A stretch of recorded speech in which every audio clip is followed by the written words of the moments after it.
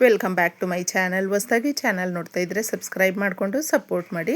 ಸಚ್ಚಿದಾನಂದ ಸಾಯಿನಾಥ್ಗೆ ನಮಸ್ಕಾರ ಮಾಡುತ್ತಾ ಸಾಯಿನಾಥರ ಅನುಗ್ರಹ ಎಲ್ಲರ ಮೇಲೂ ಇರಲಿ ಅಂತ ವಿಡಿಯೋ ಪ್ರಾರಂಭ ಮಾಡ್ತಾ ಇದ್ದೀನಿ. ಸ್ನೇಹಿತರೆ, ನಮ್ಮ ಮನೆ ಹತ್ರ ಇರುವಂಥ ತುಳಸಿ ಗಿಡ ನಮ್ಮ ಅಭಿವೃದ್ಧಿಯನ್ನು ನೋಡುತ್ತೆ, ನಮ್ಮ ಸಮಸ್ಯೆಗಳನ್ನು ಬಗೆಹರಿಯುತ್ತೆ, ನಮಗೆ ಅದೃಷ್ಟ ತಂದು ಕೊಡುತ್ತೆ.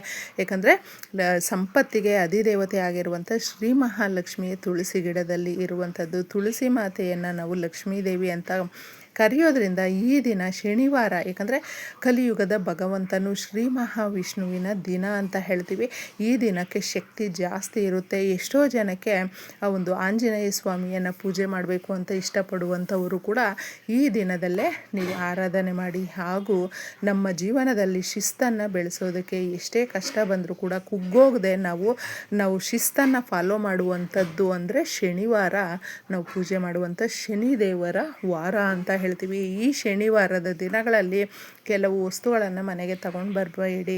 ಎಣ್ಣೆ ಪದಾರ್ಥಗಳು, ವುಡ್ಡನ್ ವಸ್ತುಗಳು, ಶಾರ್ಪ್ ಆಗಿರುವಂಥ ವಸ್ತುಗಳು ಹಾಗೂ ಕಬ್ಬಿಣದ ವಸ್ತುಗಳು, ಈ ವಸ್ತುಗಳನ್ನು ಅಕಸ್ಮಾತ್ ಕೆಲಸದ ಮೇಲೆ ಎಲ್ಲಾದರೂ ಹೋಗಿರ್ತೀರಾ, ನೋಡ್ತೀರಾ ಚೆನ್ನಾಗಿದೆ ಅಂತಂದ್ಬಿಟ್ಟು ತಗೊಂಡು ಬರೋಣ ಅಂತ ಅಂದ್ಕೊಳ್ತೀರಾ. ತಗೊಂಡು ಬರಬೇಡಿ. ಶನಿವಾರದ ದಿನಗಳಲ್ಲಿ ಕೆಲವು ವಸ್ತುಗಳನ್ನು ತಗೊಂಡು ಬರಬಾರ್ದು. ತಗೊಂಡು ಬರೋದ್ರಿಂದ ಏನಾಗುತ್ತೆ ಅಂದರೆ ಜಾಸ್ತಿ ಕಷ್ಟಗಳಾಗುತ್ತೆ. ನಾವು ತುಂಬ ಚೆನ್ನಾಗಿದ್ದೀವಿ ಅನ್ನುವಂಥವರು ಕೂಡ ಸಾಲಕ್ಕೆ ಗುರಿಯಾಗ್ತಾರೆ, ನೆಮ್ಮದಿಯನ್ನು ಕಳ್ಕೊಳ್ತಾರೆ, ಮನೆಯಲ್ಲಿ ಒಂದೊಂದೇ ಕಳುವಾಗುತ್ತೆ, ಹಾಗೂ ಈ ಥರ ಕಷ್ಟಗಳಿಗೆ ಗುರಿಯಾಗುವಂಥದ್ದಾಗುತ್ತೆ. ಅದಕ್ಕೆ ಈ ದಿನಗಳಲ್ಲಿ ತಗೊಂಡು ಬರಬೇಡಿ. ಇನ್ನು ಮುಖ್ಯವಾಗಿ ಸ್ನೇಹಿತರೆ, ಶನಿವಾರ ಶ್ರೀ ಮಹಾವಿಷ್ಣುವಿನ ವಾರ ಅಂತ ಹೇಳಿದೆ. ಕಲಿಯುಗದ ಭಗವಂತನು. ಎಷ್ಟೋ ಜನಕ್ಕೆ ಎಷ್ಟು ಸಮಸ್ಯೆಗಳಿದೆ, ನಾವು ಹೇಳೋಕ್ಕೆ ಆಗೋದಿಲ್ಲ, ಆ ರೀತಿ ಪ್ರಾಬ್ಲಮ್ಸ್ ಇದೆ ಅನ್ನುವಂಥವರು ಮುಖ್ಯವಾಗಿ ಎರಡು ಪುಟ್ಟದಾಗಿ ಅಕ್ಕಿ ಹಿಟ್ಟಿನ ದೀಪಾರಾಧನೆ ಮಾಡಿ. ಅಕ್ಕಿ ಹಿಟ್ಟಿನಿಂದ ಸಮಸ್ಯೆಗಳು ಬಗೆಹರಿಯುತ್ತೆ. ಅದು ವಿಷ್ಣು ಸ್ವಾಮಿಗೆ ದೀಪಾರಾಧನೆ ಮಾಡೋದ್ರಿಂದ ನಿಮ್ಮ ಮನೆಯಲ್ಲೇ ಸಾಧ್ಯ ಆದರೆ ನೀವು ಇದನ್ನು ಮಾಡ್ಕೊಳ್ಳಿ. ಇಲ್ಲ ಅಂತ ಹೇಳಿದರೆ ಏಲಕ್ಕಿಯ ಮಾಲೆಯನ್ನು ಹಾಕಿ 11, 5 ಅಥವಾ 21 ಏಲಕ್ಕಿಗಳನ್ನು ತಗೊಂಡು ಬಂದು ಮಾಲೆ ಮಾಡಿ ನಾವು ಲಕ್ಷ್ಮೀದೇವಿ ವಿಷ್ಣು ಸಮೇತ ಇರುವಂಥ ಫೋಟೋಕ್ಕೆ ಹಾಕೋದ್ರಿಂದ ಸಾಲದ ಸಮಸ್ಯೆಗಳಿಂದ ನಾವು ಹೊರಗೆ ಬರ್ತೀವಿ. ನಮಗೆ ಸಾಲಗಳು ಲಕ್ಷ ಮಾಡ್ಕೊಂಡು ಬಿಟ್ಟಿದ್ದೀವಿ, ಈ ಥರ ಆಗ್ತಾಯಿದೆ ಅನ್ನುವಂಥವ್ರಿಗೆ ನಿಜವಾಗ್ಲೂ ಒಂದು ದಾರಿಯನ್ನು ಕಾಣಿಸುತ್ತೆ. ಈ ದಿನ ಮಾಡುವಂಥ ಪರಿಹಾರಗಳು ನಮ್ಮ ಕೈ ಹಿಡಿಯುತ್ತೆ. ಇದನ್ನು ಗಮನಿಸ್ಕೊಂಡು ಮಾಡ್ಕೊಳ್ಳಿ. ಇನ್ನು ಮುಖ್ಯವಾಗಿ ಸ್ನೇಹಿತರೆ, ಈ ದಿನ ತುಳಸಿ ಗಿಡ ಅನ್ನುವಂಥದ್ದು ತುಂಬ ಪರಿಶುದ್ಧವಾಗಿರುವಂಥದ್ದು, ಶುದ್ಧವಾದಂಥ ಗಾಳಿಯನ್ನು ಬಿಡುತ್ತೆ. ಗಾಳಿ ಅನ್ನುವಂಥದ್ದು ನಮಗೆ ಎಷ್ಟು ಮುಖ್ಯವಾಗಿರುತ್ತೆ ಹಾಗೂ ಆರೋಗ್ಯವರ್ಧಕವಾಗಿರುತ್ತೆ. ಆರೋಗ್ಯ ದೃಷ್ಟಿಯಿಂದ ಕೂಡ ಪ್ರತಿಯೊಬ್ಬರು ಕೂಡ ತುಳಸಿ ಗಿಡವನ್ನು ಮನೆ ಹತ್ರ ಇಟ್ಕೊಂಡ್ರೆ ನಮ್ಮ ಮನೆ ಒಳಗಡೆ ನಕಾರಾತ್ಮಕ ಶಕ್ತಿಗಳ ಪ್ರವೇಶ ಆಗೋದಿಲ್ಲ. ಯಾವಾಗಲೂ ಸಕಾರಾತ್ಮಕವಾಗಿರುತ್ತೆ. ದುಷ್ಟಶಕ್ತಿಗಳು ಅನ್ನುವಂಥದ್ದು ಅದರ ಗಾಳಿ ಕೂಡ ನಮ್ಮ ಮೇಲೆ ಬೀಸೋದಿಲ್ಲ. ಅದನ್ನು ನಾವು ಈ ಪರಿಹಾರ ಯಾವ ಥರ ಮಾಡಿಕೊಳ್ಬೇಕು, ಪ್ರತಿಯೊಬ್ಬರು ಕೂಡ ತುಳಸಿ ಗಿಡವನ್ನು ಇಟ್ಕೊಂಡಾಗ ದಿನದಲ್ಲಿ 24 ಗಂಟೆಗಳಲ್ಲಿ ನಮಗೆ 22 ಗಂಟೆಗಳು ಕೂಡ ಶುದ್ಧವಾದಂಥ ಗಾಳಿಯನ್ನು ಬಿಡುತ್ತೆ. ಒಂದು 5 ನಿಮಿಷ ಪ್ರತಿನಿತ್ಯ ನಿಮ್ಮ ಮನೆ ಹತ್ರ ತುಳಸಿ ಗಿಡ ಆ ಜಾಗದಲ್ಲಿ ಕುತ್ಕೊಳ್ಳುವಂಥ ವ್ಯವಸ್ಥೆ ಇದೆ ಅನ್ನುವಂಥವರಾದರೆ ಆರಾಮಾಗಿ ಕುತ್ಕೊಳ್ಬಹುದು. ಮಕ್ಕಳಾಗಲಿಲ್ಲ ದಂಪತಿಗಳಿಗೆ ಅನ್ನುವಂಥವರು, ಮದುವೆ ಆಗಲಿಲ್ಲ ಅನ್ನುವಂಥವರು ಆರಾಮಾಗಿ ತುಪ್ಪದ ದೀಪವನ್ನು ಹಚ್ಚಿದ್ದೆ ಒಂದು 5 ನಿಮಿಷ ಕೂತ್ಕೊಂಡು ಮನಸಾರ ಪ್ರಾರ್ಥನೆ ಮಾಡಿ.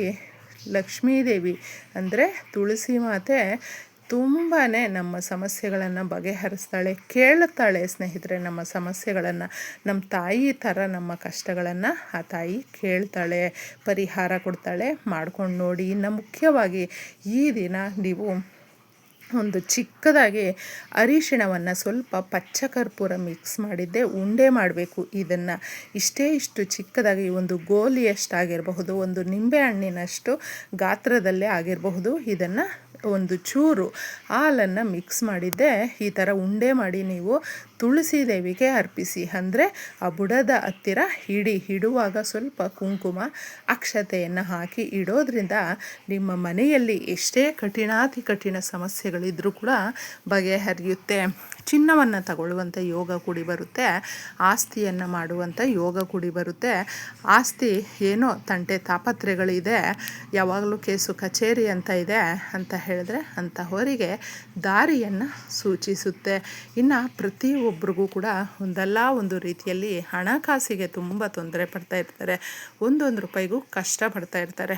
ಅಂತಹವರು ಮುಖ್ಯವಾಗಿ ಕಾಯಿನ್ಸ್ ಬರುತ್ತೆ ನಮಗೆ ತಾಮ್ರದಲ್ಲಿ, ಅಂದರೆ ಅದರಲ್ಲಿ ಲಕ್ಷ್ಮೀ ದೇವಿಯ ಪ್ರತಿರೂಪ ಇರಬಹುದು, ಆಂಜನೇಯ ಸ್ವಾಮಿ, ಗಣಪತಿ, ಈ ಥರ ಚಿತ್ರಗಳು ಇರುತ್ತೆ ಸ್ನೇಹಿತರೆ. ಆ ಥರದ್ದೇನಾದರೂ ತಾಮ್ರದ ಕಾಯಿನ್ಸ್ ನಿಮ್ಮ ಹತ್ರ ಇದ್ದರೆ ಅದನ್ನು ಸ್ವಲ್ಪ ತೊಳೆದು ಬಿಟ್ಟಿದ್ದೆ ತುಳಸಿ ದೇವಿ ಹತ್ರ, ಅಂದರೆ ತುಳಸಿ ಗಿಡದ ಬುಡದಲ್ಲಿ ಸ್ವಲ್ಪನೇ ಮಣ್ಣನ್ನು ತೆಗೆದುಬಿಟ್ಟು ಆ ಜಾಗದಲ್ಲಿ ಇಟ್ಟು ಕೇಳ್ಕೊಳ್ಳಿ, ನಮಗೆ ದುಡ್ಡು ಕಾಸು ಕಡಿಮೆ ಆಗಿದೆ, ಆದಾಯ ಹೆಚ್ಚಾಗಬೇಕು, ನಮ್ಮ ಮಕ್ಕಳಿಗೆ ಕೆಲಸ ಸಿಗಬೇಕು, ನಮಗೆ ಬಿಸ್ನೆಸ್ಸಲ್ಲಿ ತುಂಬ ಚೆನ್ನಾಗಾಗಬೇಕು, ನಾವು ಯಾವಾಗಲೂ ಅಭಿವೃದ್ಧಿಯ ದಾರಿ ನಮಗೆ ಕಾಣಿಸ್ಬೇಕು, ಅಭಿವೃದ್ಧಿ ಆಗಬೇಕು, ನಾವು ಕೂಡ ಬಡತನದಿಂದ ಹೊರಗಡೆ ಬರಬೇಕು ಅಂತ ಕೇಳ್ಕೊಳ್ಳಿ.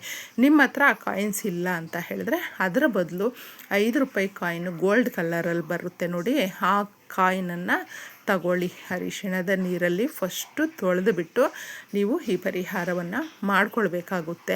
ಈ ಥರ ಬುಡದ ಹತ್ತಿರ ಸ್ವಲ್ಪ ಮಣ್ಣನ್ನು ತೆಗೆದು ಇಟ್ಬಿಟ್ಟು ಕೇಳ್ಕೊಳ್ಳೋದ್ರಿಂದ ನಿಮ್ಮ ಇಷ್ಟಾರ್ಥಗಳು ನೆರವೇರುತ್ತೆ. ಮಾರನೇ ದಿನ ಅದನ್ನು ತಗೊಂಡಿದ್ದೆ ಆರಾಮಾಗಿ ನಿಮ್ಮ ಪರ್ಸಲ್ಲಿ ನೀವು ದುಡ್ಡಿಡುವಂಥ ಜಾಗದಲ್ಲಿ, ಒಡವೆ ಇಡುವಂಥ ಜಾಗದಲ್ಲಿ ಇದನ್ನು ಇಟ್ಕೊಳ್ಬಹುದು. ದಿನದಿಂದ ದಿನಕ್ಕೆ ಡಬಲ್ ಆಗುತ್ತೆ ನಮಗೆ ಹಣ ಅಂತ ಹೇಳಬಹುದು.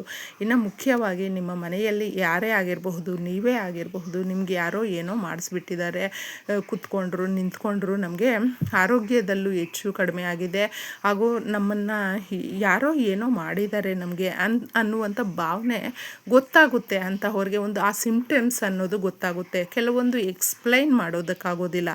ಆ ರೀತಿ ನಿದ್ದೆ ಮಾಡಿದ್ರೂ ನಿದ್ದೆ ಬರೋದಿಲ್ಲ, ಕೆಟ್ಟ ಸಮಸ್ಯೆಗಳು, ಪ್ರತಿನಿತ್ಯ ಆ ಕೆಟ್ಟ ಅನುಭವಗಳಿಂದ ಒದ್ದಾಡ್ತಾ ಇರ್ತಾರೆ.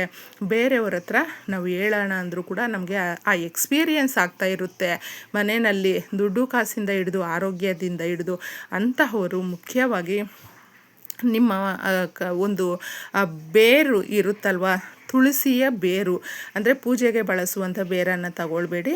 ಬೇರೆ ನೀವು ಪೂಜೆಗೆ ಬಳಸದೇ ಇರುವಂಥ ತುಳಸಿ ಗಿಡದ ಹತ್ತಿರ ಒಂದು ಚಿಕ್ಕದಾಗಿ ಸ್ವಲ್ಪ ಬೇರನ್ನು ತಗೊಂಡಿದ್ದೆ, ಅದನ್ನು ಆದಷ್ಟು ಆಲದ ಎಲೆ ಇರುತ್ತಲ್ವ, ಆ ಎಲೆಯನ್ನು ತಗೊಂಡು ಬಂದು ಅದ್ರ ಮೇಲೆ ಇಟ್ಟು ತುಳಸಿ ಗಿಡದ ಹತ್ರ ಇಟ್ಟು ಅದಕ್ಕೆ ಒಂದು ಸ್ವಲ್ಪ ಧೂಪ ದೀಪ ತೋರಿಸಿ ಸಂಕಲ್ಪ ಮಾಡಿಕೊಂಡು ಕೇಳಿಕೊಂಡು ಒಂದು 5 ನಿಮಿಷ ಬಿಟ್ಟಿದ್ದೆ. ಎತ್ಕೊಂಡು ತಾಯ್ತ ಇರುತ್ತಲ್ವ, ತಾಯ್ತ ನಮಗೆ ಎಲ್ಲ ಕಡೆ ಸಿಗುತ್ತೆ. ಗ್ರಂಥಿಗೆ ಅಂಗಡಿಯಿಂದ ಹಿಡಿದು ನಾವು ಚಿನ್ನ ತಗೊಳ್ಳುವಂಥ ಅಂಗಡಿಗಳಲ್ಲಿ ನಮಗೆ ಆರಾಮಾಗಿ ತಾಯ್ತಗಳು ಸಿಗುತ್ತೆ. ಒಂದು 20-30 ರೂಪಾಯಿಗೆಲ್ಲ ಸಿಗುತ್ತೆ. ಅದನ್ನು ತಗೊಂಡು ಆ ಕ್ಯಾಪ್ ತೆಗಿಬಹುದು. ಅದ್ರ ಒಳಗಡೆ ಈ ಬೇರನ್ನು ನೀವು ಸೇರಿಸ್ಬಿಟ್ಟು ಧೂಪ ತೋರಿಸಿದ್ದೆ ಆಮೇಲೆ ನೀವು ಕಟ್ಕೊಳ್ಳೋದ್ರಿಂದ ನಿಮ್ಮ ಆರೋಗ್ಯ, ಹಣಕಾಸು ಎಲ್ಲವೂ ಚೆನ್ನಾಗಾಗುತ್ತೆ. ಮಾಡ್ಕೊಂಡು ನೋಡಿ. ಒಳ್ಳೆಯದಾಗಲಿ ಎಲ್ರಿಗೂ.